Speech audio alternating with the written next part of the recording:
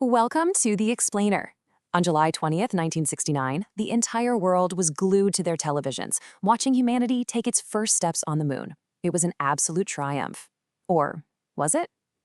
Today, we're digging into one of the most enduring conspiracy theories of all time, the idea that the Apollo 11 moon landing was an elaborate hoax.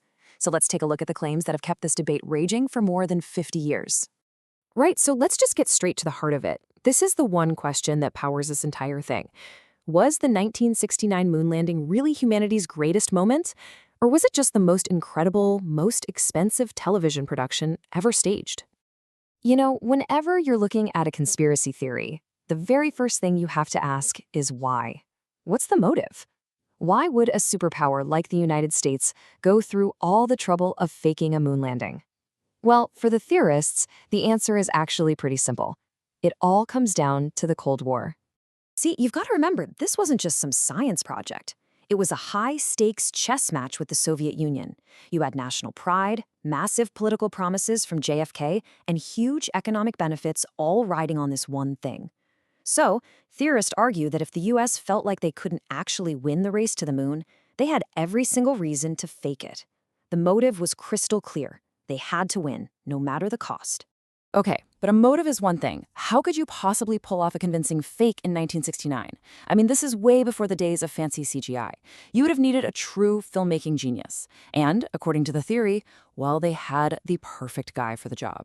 Think about it. To fool the entire planet, you would need somebody who had already done the impossible on film. You'd need a director who knew how to make outer space look and feel completely, utterly real.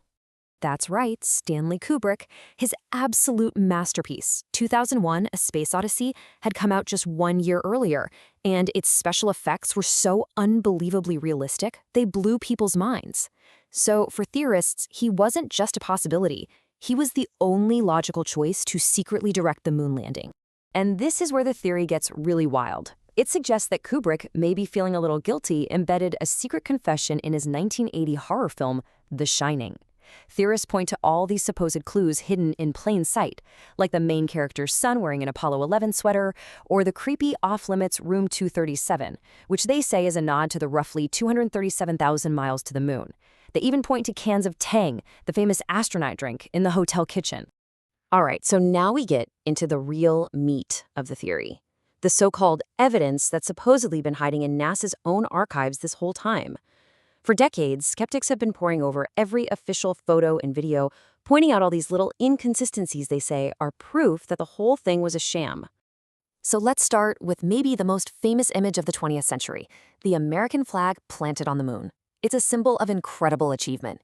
But for theorists, this very symbol holds a critical flaw, and it all has to do with the way it moves.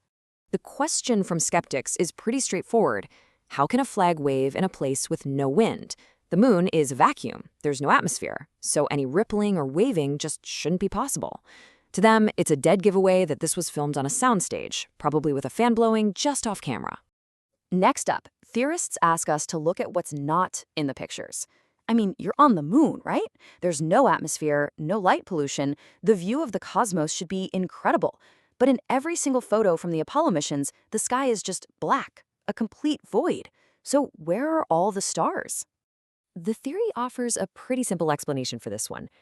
Trying to perfectly recreate the star field from the moon's perspective back in 1969 would have been incredibly difficult. And if you got just one constellation wrong, any amateur astronomer could expose the whole fraud. So what's the safest option for a filmmaker? Just leave the background totally black. Anyone who's taken a basic photography class knows this. A single, distant light source creates shadows that are parallel. On the moon, the sun is the only light source. And yet theorists have found official photos where the shadows seem to go in all sorts of different directions, as if there were multiple lights on the scene. Just think about it for a second.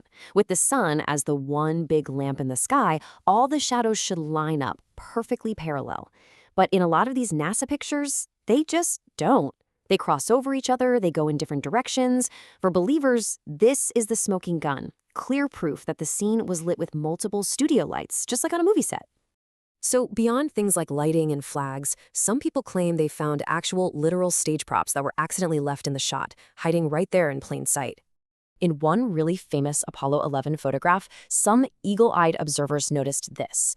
It's a rock that looks like it has the letter C perfectly marked on its surface.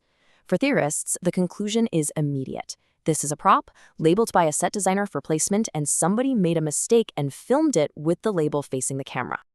Now, one of the most iconic photos from the entire mission is the one of Buzz Aldrin, where you can see Neil Armstrong reflected in his shiny helmet visor. But that little reflection has become a huge point of debate. The official story is that Neil Armstrong took that famous picture. But if you look super closely at his reflection in Aldrin's helmet, theorists argue that you can't see a camera anywhere. Not in his hands, not mounted to his chest, nothing. So if he wasn't holding a camera, who took the picture? Was there a whole film crew on the moon with them? So you take all these little anomalies and they lead you to the final crucial part of the hoax theory, a massive ongoing cover-up. One designed to silence anyone who asks too many questions and to destroy the very evidence that could prove the fraud. Theorists usually point to two big things here: suspicious deaths and conveniently missing proof. A central figure in this part of the theory is astronaut Gus Grissom. He was a hero, but he was also incredibly vocal about his safety concerns with the Apollo program. He famously hung a lemon on the training capsule. Then, tragically, Grissom and 2 other astronauts died in a fire during a routine ground test. For theorists, this wasn't just an accident. It was a convenient way to silence a powerful critic who knew too much. Now this is a huge one for theorists. I mean, how do you just lose the original tapes of the single most important moment in your agency's history? First, in 2006, NASA said they were lost. Then, a few years later, the story changed. Oh, they weren't lost, they were just erased and reused to save money. This is seen as incredibly suspicious, a perfect way to make sure nobody could ever analyze the original crystal clear footage ever again. And the cover-up wasn't just about missing tapes, according to the theory.